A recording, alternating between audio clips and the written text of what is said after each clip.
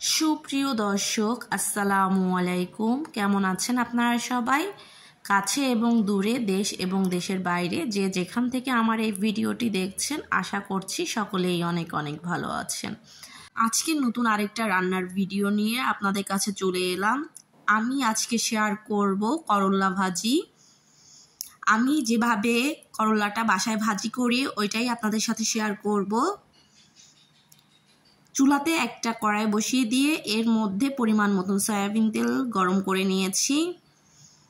এর মধ্যে দিয়ে দিয়েছি পেঁয়াজ কুচি। এখানে মাঝারি সাইজের 2টা পেঁয়াজ কুচি দিয়ে নিয়েছি। দিয়ে দিব কাঁচামরিচ মাঝখান থেকে কেটে।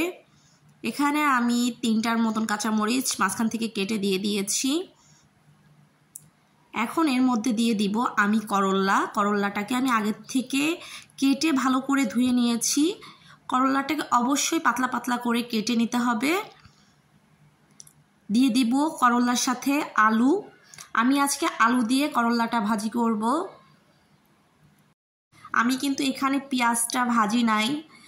পেঁয়াজ এবং করল্লা ভাজতে ভাজতে একসাথেই হয়ে যাবে। এর জন্য আমি পেঁয়াজটা দেওয়ার পরপরই করল্লা এবং আলু দিয়ে দিয়েছি। এখন এর মধ্যে দিয়ে দিব আমি হাফ চা চামচ হলুদের গুঁড়া এবং পরিমাণ মতন লবণ। এটাকে নেড়ে ভালো করে করলার সাথে মিশিয়ে নিব। যারা আমার ভিডিও দেখতে দেখতে এ পর্যন্ত চলে এসেছেন, ভিডিওটিতে একটি লাইক দিয়ে পুরো ভিডিও দেখে নেবেন। ঢাকনা দিয়ে ঢেকে কিছুক্ষণ রেখে দিব। চুলার আঁচটা কমিয়ে দিব। কিছুক্ষণ পরে ঢাকনা তুলে এটাকে নেড়ে নিব। ঢাকনা দেওয়ার কারণে এবং চুলার আঁচ কমিয়ে দেওয়ার কারণে এটা থেকে কিছুটা পরিমাণে পানি বের হয়েছে। এখন আমি আর ঢাকনা দিব না, এটাকে নেড়ে নেড়ে ভাজি করে নিব।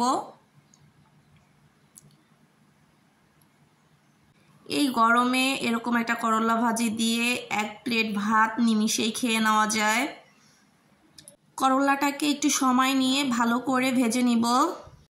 আমার কাছে একটু ভাজা ভাজা হলেই বেশি ভালো লাগে, এর জন্য আমি এটাকে একটু সময় নিয়ে ভালো করে ভাজা ভাজা করে নিব। আপনারা অনেকেই হয়তো বা এভাবে করল্লা ভাজি করে থাকেন, তবে যারা নতুন রাঁধুনি আছেন তাদের জন্য আমার এই ভিডিওটি আশা করি কাজে আসবে।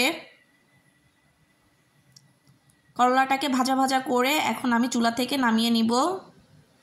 আমার ভিডিওটি আপনাদের কাছে কেমন লেগেছে কমেন্টসে জানিয়ে যাবেন। যারা আমার ভিডিও দেখছেন কিন্তু আমার চ্যানেলটি এখনও সাবস্ক্রাইব করেননি, প্লিজ আমার চ্যানেলটি সাবস্ক্রাইব করে আমার সাথে থাকবেন। ভালো থাকবেন সবাই। আল্লাহ হাফেজ।